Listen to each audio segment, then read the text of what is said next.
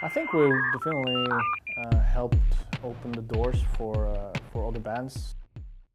Do you sometimes listen back to your first or old records? Not really. It's been a while since I listened to it. You know, it's I guess it is with musicians. You're done with the work and then you move on. You know. What memories do you have of it? Not much. No? It was a time in the band's career where everything was starting out. You know, everything was new, and we were really young and inexperienced. So, but it was fun memories as well. You know.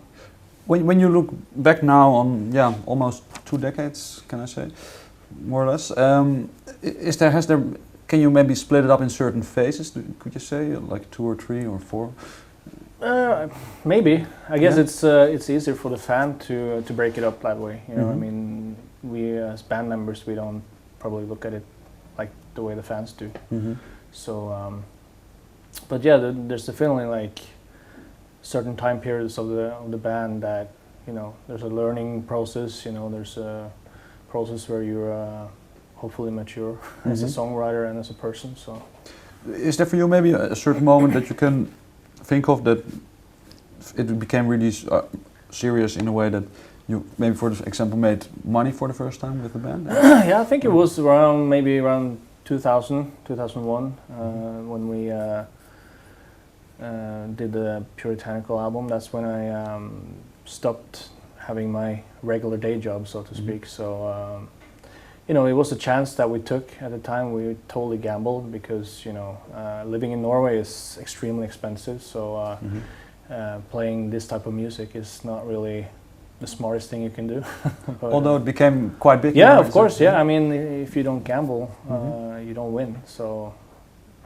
Yeah. Does Norway has some sort of cultural funds that you can use? There is. Even foreign bands can get support from the government for tour support or whatever. So although we haven't really gotten too much support, we can still get it even if we're somewhat of a big band.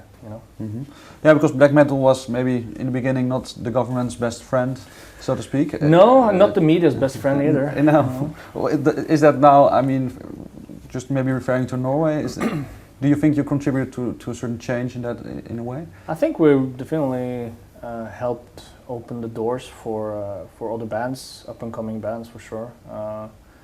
But yeah, the media and the press and the government as well. I mean, the tables have turned now. So it's like now they want to use the bigger bands as an export article for Norway.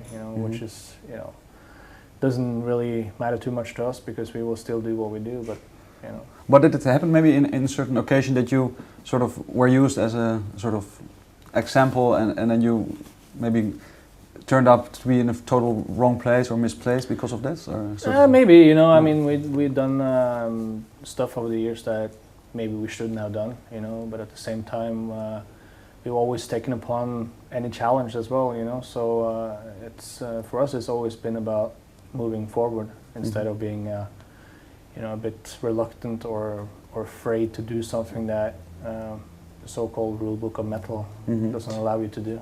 This moving forward, is there maybe in between one of the albums you can say that it was for your standards the most progressive step forward in a way? Is that maybe this album, the newest? Yeah, I think, I mean, of course for every album there's a step forward, otherwise we wouldn't feel it was correct to release it, I mean, it's perhaps a cliche to say that the new album is the best, whatever, but it's true because you won't hear a band say when they release a new album, you will never hear them say that, well, it's not as good as the previous one, so, but no, there's been, I think during the time when we released Enthroned Darkness Triumphant, that was a huge step, of course. We started to tour a lot, and then the next huge step was Death Cult Armageddon for sure, and then we feel like this album is also gonna be a bigger step than what the previous album was.